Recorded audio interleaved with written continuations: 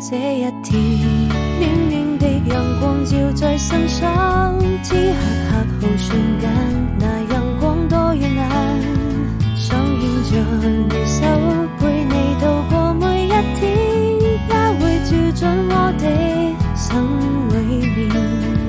一本廢往的畫經書寫着從前，編寫成詩篇，讓願望能夠實現。